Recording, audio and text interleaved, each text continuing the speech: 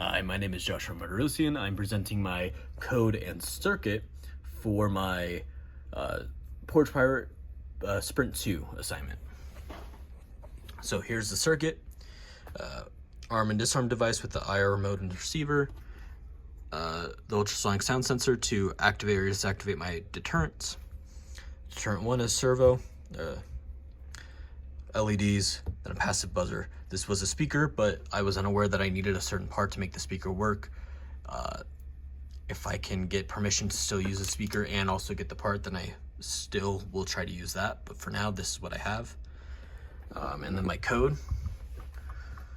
So we have all the libraries included here.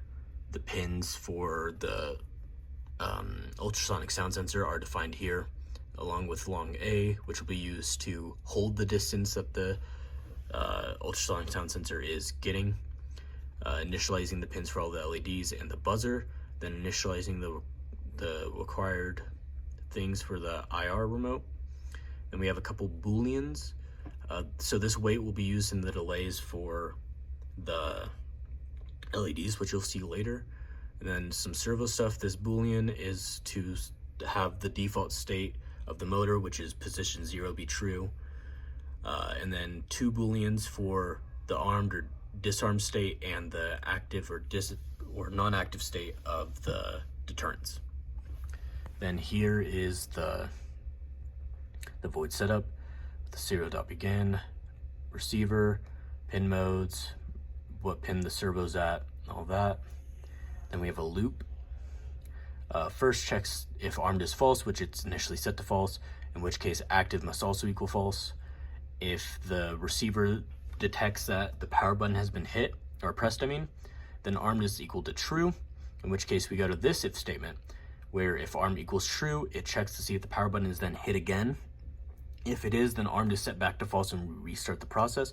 If not, it continues the code down to the ultrasonic sound sensor, where it takes in the distance. If it is greater than 16, which is the rough estimate from the bottom of the box to the lid, then active, so if it's greater than 16, that means the lid has been opened. Active will be set equal to true. Else, active will equal to false. If active is equal to true, then our deterrents start.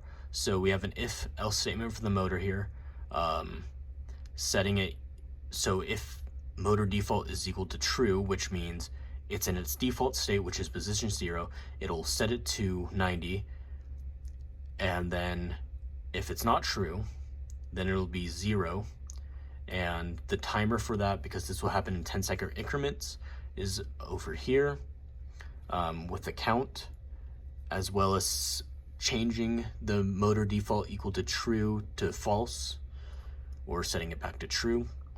And then we have our LEDs with the delay wait, which I talked about up there.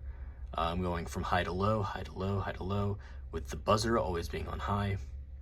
And then else, so this is if the power button is pressed again, everything is reinitialized back to its default state, so there's no problems. And yeah, so now if I press power, everything turns on, active buzzer playing, LEDs, and servo is no longer in its default state, and it just switched back. And then here is that it's constantly spinning active.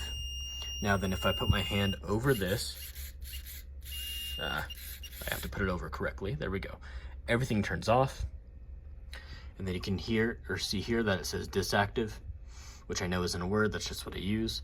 I take back off, back to active, and then if I hit the power button here, turns off, and it says disarmed, and it runs once more through the loop, spitting out active. But yeah, my plans for this are to hopefully get the part and maybe finish the speaker. If not, the active buzzer will have to do to mount this here, so that when it does turn, it pushes this down, and then to get everything hooked up to a 9-volt battery to power it and get it all neatly attached and put into the box.